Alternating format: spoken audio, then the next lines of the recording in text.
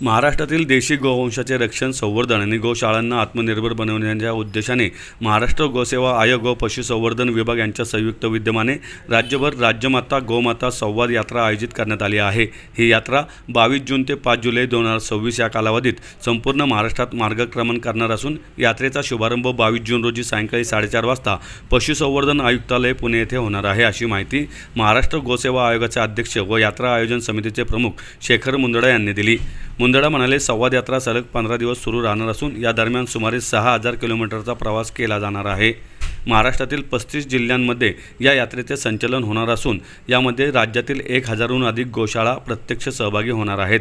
या संपूर्ण प्रवासात 15000 पेक्षा जास्त गोशाळा संचालक, गोरक्षक, गोपालक आणि शेतकऱ्यांशी थेट संवाद साधून विविध विषयांवर चर्चा केली जाईल। रासायनिक शेतीला पर्याय म्हणून देशी गायीच्या शेणावर आधारित नैसर्गिक शेतीला प्रोत्साहन देणे, राज्यातील गोशाळा केवळ देणग्यांवर अवलंबून न राहता स्वतःच्या पायावर कशा उभ्या राहू शकतील याचे मार्गदर्शन करणे, गोबर आणि गोमूत्रापासून तयार होणाऱ्या सेंद्रिय खते, औषधे, दैनंदिन वापराच्या वस्तू आदी विविध मूल्यवर्धित उत्पादनांविषयी जनजागृती करणे, पशुसंवर्धन विभाग व गोसेवा आयोगाच्या विविध गोपालन व संसाधने विषयक योजनांची माहिती तळागाळापर्यंत पोहोचवणे आदी कार्य या यात्रेच्या माध्यमातून करण्यात येणार आहे। की महाराष्ट्र गोसेवा आयोग आणि पशुसंवर्धन विभाग यांच्या माध्यमातून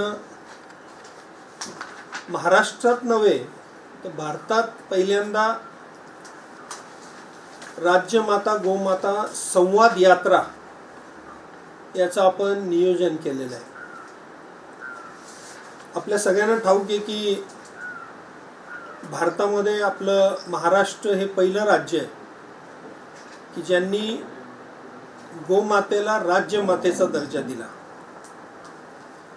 मागच्या 3 वर्ष आयोगाला स्थापन होऊन झाले।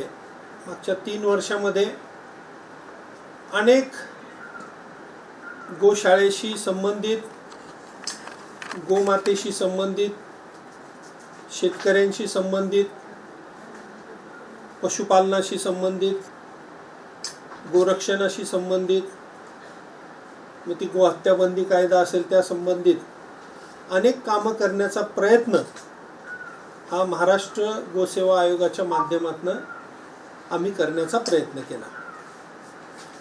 आज खरी पत्रकार परिषद याच्यासाठी आहे की शेवटी आपण किती चांगलं नियोजन केलं आणि किती चांगलं काम करण्याचा प्रयत्न करतो, परंतु ते समाजापर्यंत पोहोचलंही पाहिजे।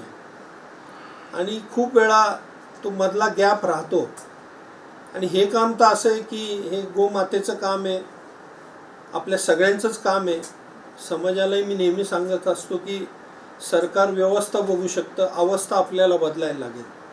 त्यामुळे समाजाचाही याच्यामध्ये सहभाग मला खूप महत्त्वाचा वाटतो होतंय। दुसरं बघा, आता आम्ही एक अजेंडा अजून घेऊन चाललो आहे, तो म्हणजे आता वॉर झालं। या वॉरमध्ये काय कमी पडलं तर गॅस कमी पडला, फर्टिलायझरचे शॉर्टेज झालं आणि फ्युएलचं झालं। याचं सोल्युशन आहे ना गोवंश आहे, कारण की जो गोबर गॅस बनतो त्याच्यातून जो बायोगॅस बनतोय आणि तो कॉम्प्रेस करून आता टेक्नॉलॉजी आलेली आहे की तो आपण सिलेंडरमध्ये भरू शकतो। मला असं वाटतं हे जर कधी सक्सेसफुल झालं आणि हे जर हा विषय त्यांनी सिरियसली घेतला तर येणाऱ्या काळामध्ये खूप मोठा फरक पडेल। आणि जर गो आधारित शेती करायची असेल तर त्या गो आधारित शेतीला किंवा नैसर्गिक शेतीला किंवा सेंद्रिय शेतीला हे फर्टिलायझरचा वापरच केला जात नाही, त्यामुळं गोखतच वापरता येईल। गोखताने खूप मोठा फरक हा शेतीवर पडणार आहे। आणि मी तुम्हाला सांगतो, आम्ही नुसतं बोलत नाहीये, आज 1,53,000 गोवंश आमच्या ह्या 986 गोशाळेत आहेत।